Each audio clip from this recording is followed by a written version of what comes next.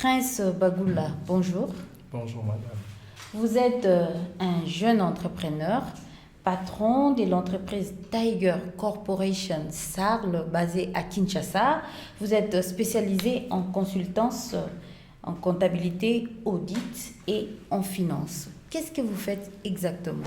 Ce que nous faisons chez nous, nous commençons par aider les entrepreneurs, ceux qui veulent aussi commencer leur business, partant de l'idée jusqu'à la matérialisation de leur société. Je m'explique. Donc vous avez votre idée, on peut vous aider par exemple à élaborer d'abord le business plan. Ok. On peut vous encadrer si vous voulez. Plan en langage facile, c'est quoi? Un plan d'affaires. Ok. Donc c'est prendre cette idée-là et matérialiser ça sur papier d'abord et montrer comment l'idée peut être transformée en projet et comment ces projets-là peuvent être rentables. C'est ça le rôle d'un business plan. Ça paraît un peu savant. Qui peut vous consulter exactement? En tout cas, tout le monde. On a déjà des clients avec lesquels on a commencé qui n'avaient que l'idée. Oui. On a transformé l'idée en projet. On a couché ça sur papier. Et puis après, on a cherché des partenaires. C'est-à-dire quelqu'un qui veut vendre les unités vient avec ses idées de vendre les unités. Oui, oui. On peut même perfectionner cette idée-là. Parce que souvent, les gens ont une idée en tête, oui, mais qui ne savent pas comment matérialiser l'idée. Ok. Je vais m'expliquer. Vous voyez, aujourd'hui, le problème que nous avons, nous voulons répondre à un besoin sans avoir déterminé d'abord ce besoin. Ok. Vous allez vous rendre compte qu'aujourd'hui, les jeunes veulent d'abord aller, par exemple, à Dubaï, payer les habits et puis venir chercher les preneurs, Ok. les acheteurs. Alors qu'il faudrait d'abord commencer par identifier le problème qui se trouve à côté de nous. Et puis, c'est de ces problèmes-là qu'on peut maintenant proposer un service ou bien un produit. Alors, vous êtes un jeune entrepreneur ici en République démocratique du Congo. Ça se passe comment? C'était facile comme ça de créer votre entreprise? Non, non. En tout cas, ça n'a jamais été facile. C'est un challenge. Pourquoi? Parce qu'il y a pas longtemps, on discutait encore avec vous concernant l'entrepreneuriat au Congo qui est un peu difficile. Mais la première chose, c'était d'abord de croire en soi-même. Pourquoi? Parce qu'on peut vouloir faire une chose, mais on regarde d'abord ses capacités. Par exemple, moi, je suis plus dans la comptabilité, l'audit des finances. Lorsque j'avais remarqué que j'avais certaines lacunes en comptabilité, je suis parti me former. Je me suis spécialisé et aujourd'hui, je suis dans ces secteurs-là ayant la qualité. Alors, C'est lorsque j'ai compris ça que j'ai commencé mon business. alors les jeunes, un jeune comme vous, vous entreprenez en République démocratique du Congo. Dites-nous, comment vous vous êtes donné et est-ce que la jeunesse a la facilité d'entreprendre? Que dit la loi? Aujourd'hui, il y a cette liberté-là, déjà avec ce que fait les guichets uniques. Donc aujourd'hui, créer une société devient facile. C'est pas comme avant. On a tous les services qui concourent à la création de la société, on les a mis, si je peux dire, dans un bureau qu'on appelle guichet unique de création d'entreprise. Et là, aujourd'hui, avec $90, tu as ton entreprise ou bien ta société déjà créée. Oui. Et la deuxième chose, c'est la chasse des opportunités. Parce que les opportunités, on ne les trouve pas, on les crée. Ok. C'est ça, parce qu'on ne doit pas rester en train de dire chaque jour, il n'y a pas de travail, non, c'est à nous maintenant de chercher des opportunités. Comme moi, j'étais là, je me suis dit non, je connais beaucoup de personnes qui entreprennent, mais malheureusement, ils n'arrivent pas à bien gérer leur société. C'est comme ça, après avoir identifié ces besoins-là, que je me suis dit non, il faudrait que je puisse accompagner les entrepreneurs à la bonne gestion de leur société et aussi à la matérialisation de leurs rêves. Alors, vous accompagnez les entrepreneurs de quel secteur? En tout cas, tous les secteurs. Même en médecine? Oui. Pourquoi? Parce que gérer même un hôpital, il faut tenir la comptabilité. La comptabilité n'est pas seulement pour un type de société donnée. Non, il y a des états financiers à produire, il y a les rapports d'activité à donner, il y a tout en fait. Donc, partout où il y a la gestion, nous pouvons intervenir. Que dit la loi par rapport à l'entrepreneuriat des jeunes ici en République démocratique du Congo? Quelles sont les chances pour les jeunes d'entreprendre? Comme je l'avais déjà dit, enfin, le problème d'abord que nous avons de parler de la loi, c'est le système. Pourquoi? Parce que lorsqu'on voit notre système scolaire ou bien académique, Oui. souvent on n'est pas formé pour créer. On nous forme pour nous donner ce qu'on appelle les aptitudes professionnelles. Pour être Donc, demandeur d'emploi. Pour être demandeur d'emploi et pour travailler pour autrui. Vous allez vous rendre compte d'une personne qui est tellement rigoureuse dans le travail que dans son business. Lorsque je parle du travail, donc je considère que la personne travaille pour une autre personne. Ok. Donc lorsqu'il est au travail, il employé. respecte même les horaires. Mais lorsqu'il part dans son business à côté, il ne sait pas respecter. Donc c'est ça le problème. Donc les mêmes principes qu'on devrait appliquer pour nous-mêmes, on ne sait pas l'appliquer qu'on devait appliquer pour nous-mêmes, on n'arrive pas à le faire pour les entrepreneurs. Alors, comment vous faites pour que vos clients viennent vers vous? En tout cas, déjà, notre déontologie ne nous dit pas de faire la publicité. Donc, ça de bouche à oreille, de client à un autre, c'est comme ça se passe. Et vous êtes implanté seulement à Kinshasa jusque-là? Bon, déjà, la société est enregistrée sur le plan national. Maintenant, nous sommes aussi à Goma. Oui. Et sûrement à Bukavu. C'est les marchés qui nous envoient dans les différentes provinces. Alors, puisque vous avez dit que ce n'est pas facile d'entreprendre en tant que jeune ici en République démocratique du Congo, mais comment vous faites pour vous en sortir? Déjà, nous avons certaines techniques que nous donnons à nos clients. Pourquoi? Parce qu'aujourd'hui, on doit savoir que même à partir de $100, on peut commencer un business. Oui. Parce que le problème avec nous jeunes, nous pensons qu'il faut avoir beaucoup d'argent, une grande somme pour commencer un business. Alors que c'est arrivé d'abord à gérer le petit que nous avons et après voir comment on peut rentabiliser ça et grandir. Pourquoi je dis ça? Parce que déjà, je donne mon exemple. Lorsque j'ai commencé, je n'avais pas un bureau. Je ne pouvais pas me payer un loyer. J'ai commencé chez moi à la maison.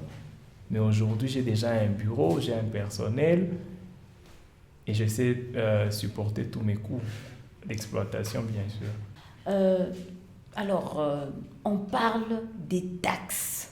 Combien de taxes un jeune qui entreprend, par exemple, qui vend les unités, doit-il payer à l'État congolais? Déjà, lorsqu'on parle des taxes, ça serait mieux de parler aussi d'impôts. Oui, des impôts et des taxes. Les impôts, en fait, tout ce qui est fiscalité liée à l'exercice d'un métier, ça dépend des secteurs. C'est la première chose, mais il y a aussi certaines taxes qui sont impératives, comme par exemple les IPER. Les IPER, ce sont les employés, donc vos employés qui payent ça, qui supportent ça. Il y a aussi l'IBP, l'impôt sur les profits ou bien sur les résultats. Il y a aussi des redevances qu'on donne, par exemple à l'INPP, ONEM, tout ça. Ce sont comment je peux les appeler? Certaines contributions aussi, parce que tout n'est pas taxes et impôts. Il y a aussi certaines contributions. Donc, ce qui fait que dans notre démarche, lorsque nous accompagnons aussi nos clients, on leur parle aussi de la fiscalité. On leur donne aussi les échéances, savoir quand est-ce qu'il faut payer, combien il faut payer. Parce que ça dépend aussi du type de la société. Si vous êtes une grande société, si vous êtes une petite société, où il faut payer, est-ce que c'est au CDI, est-ce que c'est dans une CIS, donc ainsi de suite. Alors, comment ça s'est fait? À partir de quel moment un jeune, par exemple, qui a une entreprise d'un capital de $100 doit commencer à payer ces impôts-là? Parce qu'on suppose que ce n'est pas tout de suite qu'on commence à créer une entreprise et qu'on a des intérêts. Oui, je vais expliquer. Et malheureusement, ça arrive souvent aux entrepreneurs qui pensent que lorsqu'on commence l'activité, on doit payer les impôts. Non.